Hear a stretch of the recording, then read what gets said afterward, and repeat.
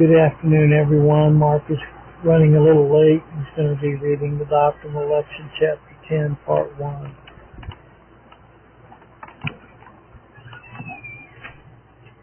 Doctrine of Election, Chapter 10, Part 1. Chapter 10, Doctrine of Election, its opposition. Wherever the doctrine of election is scripturally presented, it meets fierce opposition, bitter reclamation. Been so throughout the entire course of this Christian era, and that among all races and classes of people. The high prerogatives of God be set forward with the thought that straight be proclaimed. Let men be told they are but clay, and the hands of thine potter be shaped in vessel of wrath or vessel of mercy. It seems good and hit sight, and at once there is not throwing out cries of protest. The preacher insists that the fallen creature has no claim whatever upon its maker. He stands before him as a convicted felon and is entitled to not everlasting judgment. Let him declare that all of Adam's progeny are so as to praise their minds enmity against God. Therefore, in a state of inveterate insubordination, their hearts are so corrupt they have no desire for spiritual things. Their will is so completely under the domination of evil they cannot turn unto the Lord. He will denounce the heretic. This should neither surprise nor stagger the child of God. As he becomes more familiar with the Scriptures, he will find that every generation the faithful servants of God have been hated and persecuted, some for proclaiming one part of the truth, some for another.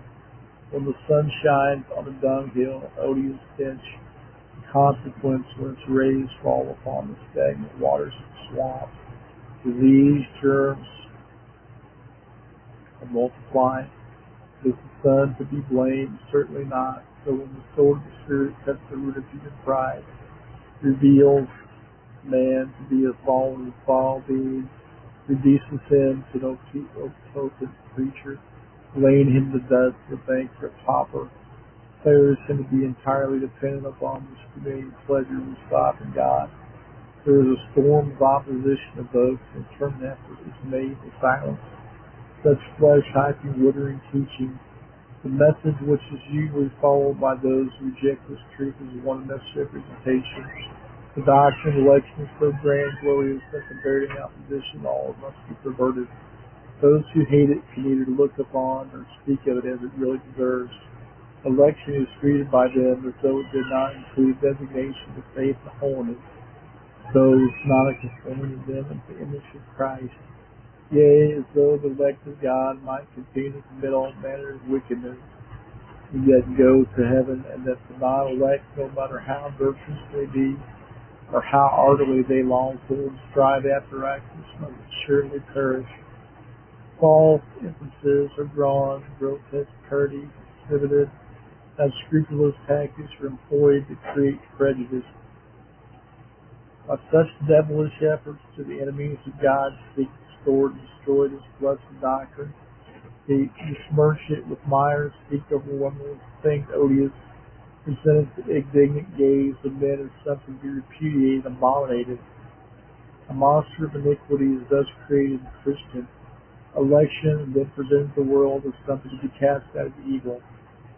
Thereby multitudes have been cheated out one of the most precious portions of divine truth, and thereby some of God's own for the perplexed and harassed. That the vile opponents of Christ should revile the doctrine taught by him is possible and to be suspected. But when those who profess to be his friends and followers join in denouncing his truth, it only serves to demonstrate the cunning of that old serpent, the devil, who is never more pleased than when he can persuade nominal Christians to do his vile work for him. Then let not the reader be moved by such opposition. The vast majority of these opposers have little or no real understanding of that which they set themselves against. They are largely ignorant of what the Scriptures teach thereon, and are too indolent for making a serious study of the subject. Whatever attention they do pay to it is most neutralized by the veil of prejudice stretch their vision, but when such persons examine the doctrine with sufficient diligence to discover that it leads only to wholeness in heart and life, they redouble their efforts to do away with it. Professing Christians unite with its detractors. Charity obliges us to conclude that it is because of failure to properly understand the doctrine. They take a one-sided view of this truth. They view it through sort of lenses that contemplate it from the wrong angle. They fail to see that election originated in everlasting love, that is the choosing of the company eternal salvation, who otherwise would have inevitably perished, and that it makes that company a willing, obedient, and holy people.